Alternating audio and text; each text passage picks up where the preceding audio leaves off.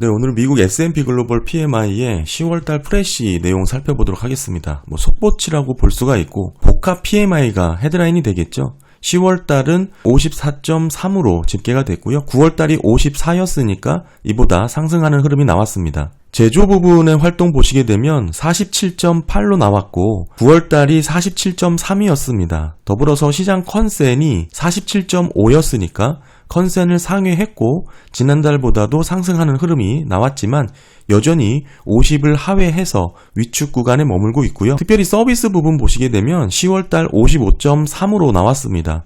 시장 컨센이 55였고 직전달이 55.2였으니까 직전달 55.2와 컨센을 모두 상회하는 흐름이 나왔고요. 전반적인 흐름을 보시게 되면 제조업 부분은 4개월 연속해서 50을 하회해서 유지하고 있는 상황이고요. 제조업 부분의 전반적인 약세가 지속되고 있다. 이렇게 봐야 되겠죠. 물론 직전달 대비 상승하는 흐름이 나왔지만 아직 큰 의미가 있을 정도의 그런 모멘텀이다라고 보기는 어렵고 다만 이제 서비스 부분에 있어서는 지속적인 경제 확장 국면을 보여주고 있습니다. 오히려 상승률이 점차 확대되는 모습이 나왔고 그렇긴 한데 고용 측면에서는 3개월 연속해서 감소세가 이어졌습니다. 감소폭은 전월 대비 줄어드는 모습이긴 하지만 그럼에도 경기가 서비스 중심으로 지속적인 확장세를 이어나가고 있다라고 볼 수 있는 내용임에도 불구하고 고용 자체가 개선되지 못하고 있는 상황이 조금은 괴리감을 갖고 나타나고 있고요. 더불어서 전반적인 물가 상승률은 가격 상승 압력이 좀 완화되는 흐름이 나왔습니다. 조금 더 세부적으로 하나씩 살펴보면 10월달 S&P 글로벌 PMI 종합지수는 전반적으로 견고한 상태가 상당히 유지된다 이렇게 봐야 되겠죠.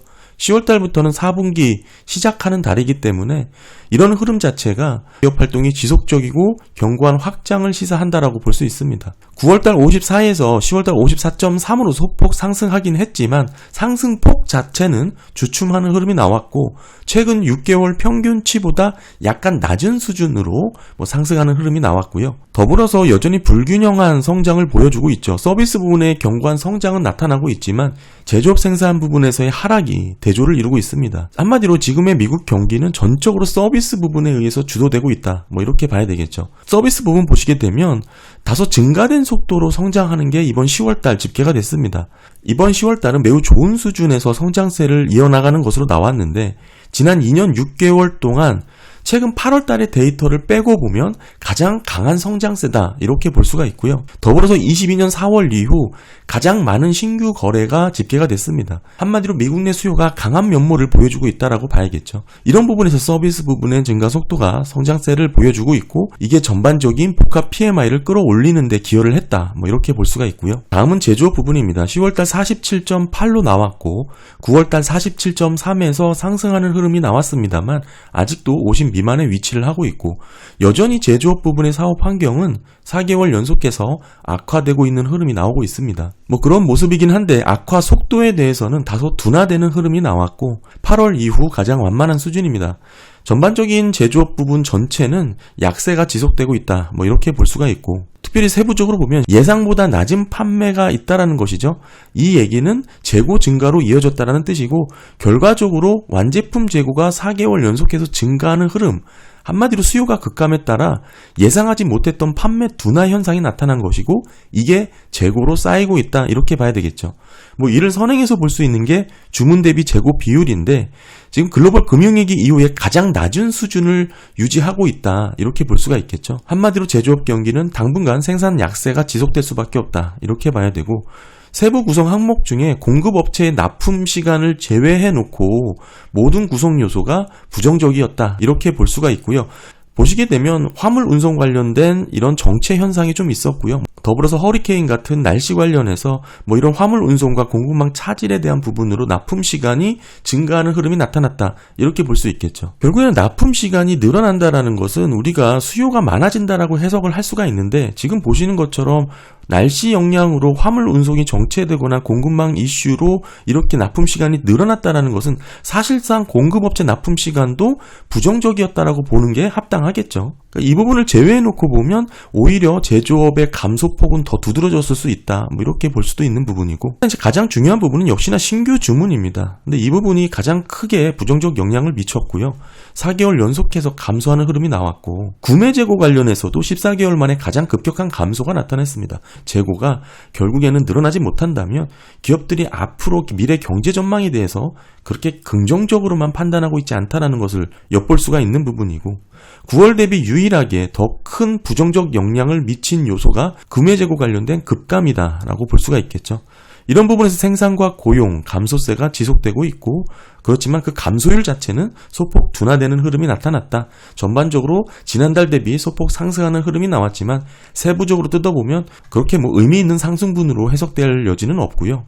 여전히 제조업 경기는 전반적인 약세가 지속되고 있다. 이렇게 정리를 할 수가 있고, 더불어서 향후 1년 뒤에 대한 기업들의 전망에 대한 내용입니다. 이 부분 상당히 재밌게 결과치가 나왔는데, 향후 기업들의 전망 신뢰도가 너무나 급락과 급등을 보여주고 있습니다. 9월에는 급격한 하락이 나타났는데 어느 정도의 하락이냐? 23개월 만에 최저치까지 떨어졌거든요. 그런데 10월 달은 급격히 반등이 나타났어요. 또 어느 정도 반등이냐? 29개월 만에 최고치로 기록이 될 정도입니다.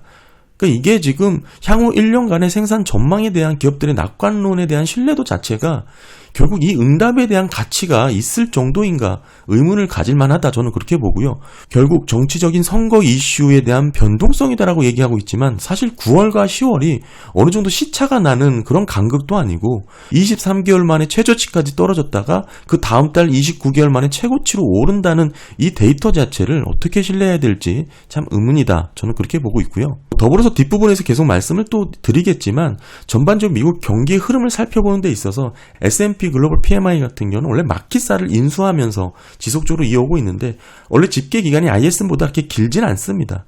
시장에서의 영향력도 그렇게 크진 않고요. 이렇게 특이한 변동성을 보인다는 것 자체가 글쎄요, 응답에 대한 신뢰성에 상당히 의문을 가질 수밖에 없다. 저는 그렇게 보고 있고, 결론적으로 미국 경기에 대해서 상당히 낙관적인 뷰를 많이 보이고 있는 게 S&P 글로벌이죠.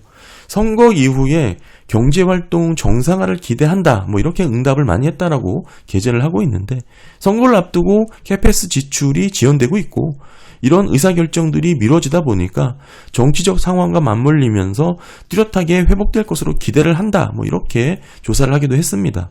25년 계속해서 디스인플레이션 추이가 진행될 것이고, 여기에 금리 인하라는 통화정책 완화가 기본적으로 기대에 반영이 될 것이죠.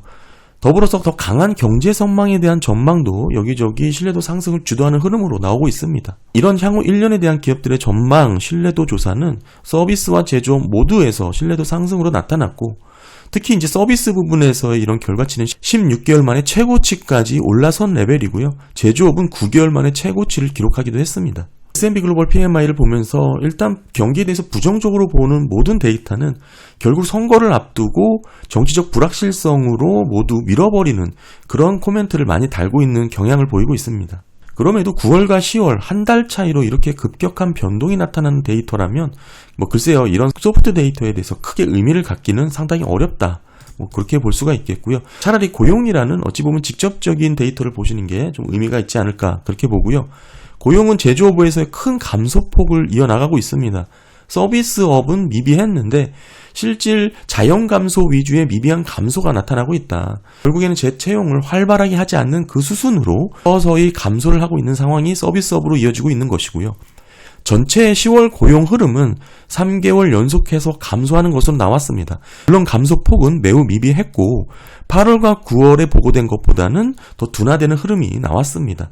말씀드렸다시피 서비스 분의 일자리 감소는 미비한 수준에 그쳤고 해고를 적극적으로 하기보다는 퇴직자를 새로 채용하지 않는 방식으로 소극적으로 진행이 되고 있고요. 선거를 앞두고 불확실성 속에서 고용은 3개월 연속 감소하는 흐름이 나오고 있다. 이렇게 보고 있습니다. 무조건 안 좋은 데이터는 선거를 앞둔 불확실성이라는 코멘트를 달고 있는 게 지금 현재 S&P 글로벌의 흐름이고, 물가 한번 보시게 되면 10월달 제품단과 서비스 영역 모두에서 평균 판매 가격 상승률이 둔화되는 것으로 나왔습니다. 20년 5월 이후 최저치를 기록했을 정도인데 상승하지 않는다는 뜻은 아니고 상승률이 둔화되고 있다, 이렇게 보셔야겠죠. 9월에는 판매 가격 상승률이 강한 상승세의 모습을 보였는데 10월에는 그 반대의 모습이 나왔다, 이렇게 볼 수가 있죠. 7월 흐름이 직전 달과 대조적인 모습이 나오면서 주가 상승률 자체가 팬데믹 이전 장기 평균 아래까지 떨어지는 효과를 가져왔고요. 제조업 부분에서의 가격 상승률도 떨어지긴 했지만 서비스 부분에서의 가격 상승률 둔화가 두드러지게 나타났습니다. 어느 정도냐면 4년 6개월 만에 최저치를 기록할 정도로 상승률이 둔화를 했고, 여기에 이제 원재료라든지 투입 비용에 대한 흐름 보시게 되면 여전히 투입 비용은 높은 수준을 유지하고 있죠. 투입 비용이라고 하면 원자재를 비롯해서 인건비, 기타 생산 관련 비용을 모두 통칭한다고 보시면 되니까 여전히 높은 수준이긴 하지만 그 흐름 자체가 완화되고 있다, 이렇게 봐야 되겠죠.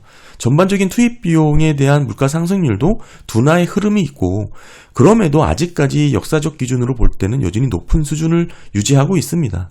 서비스 부분에서의 투입 비용 흐름 보시게 되면 결국에는 임금 상승률이 줄어들고 있기 때문에 이런 부분에서 비용 인플레이션이 소폭 완화되는 흐름이 나오고 있고요. 그럼에도 지난 1년간 기록된 데이터들 중에 세 번째로 높은 수준을 유지할 정도니까 아직 팬데믹 이전 평균을 크게 상회하는 수준이다, 이렇게 볼 수가 있고, 제조업 부분에서의 투입 비용 흐름은 7개월 만에 최저치까지 떨어졌습니다. 이 제조업 부분에서 비용 압박 감소는 뚜렷하게 나오고 있고, 전반적인 원자재 가격이 하락하고 구매 수요가 줄어들었죠. 수요가 줄다 보니까 경쟁이 치열해질 수밖에 없고, 이런 부분에서 전반적인 가격 하락을 이끌었다, 이렇게 정리할 수 있습니다. S&P 글로벌 PMI에서의 코멘트를 정리했습니다. 보시게 되면 10월 데이터도 견고한 속도로 계속 성장하는 것으로 나왔고, 이런 흐름 자체가 4분기까지 이어질 것이다. 이런 모습은 GDP가 연율화로 2.5% 성장하는 수준을 가르치고 있다, 이렇게 얘기를 하고 있고요. 특히나 서비스 중심으로 신규 주문에 대한 수요가 강한 것으로 집계가 됐습니다. 1년 반 만에 최고치를 기록하면서 신규 주문이 증가했다, 이 얘기죠. 다만 이런 부분은 서비스 부분에 한정이 돼서 나타나고 있고요. 판매 가격에 있어서는 제조업과 서비스 모두에서 어느 정도 가격 하락 흐름이 이어지고 있습니다. 2020년대 팬데믹 이후 최저 수준까지 떨어지는 흐름이 나왔고요. 이런 흐름이라면 연준의 2% 목표 물가제를 밑도는 그런 수준까지 물가 하락 압력을 받고 있다라고 보고 있고요. 이런 긍정적인 경제 상황에서도 기업들은 특이하게 고용에 대해서는 신중한 태도를 유지하고 있습니다.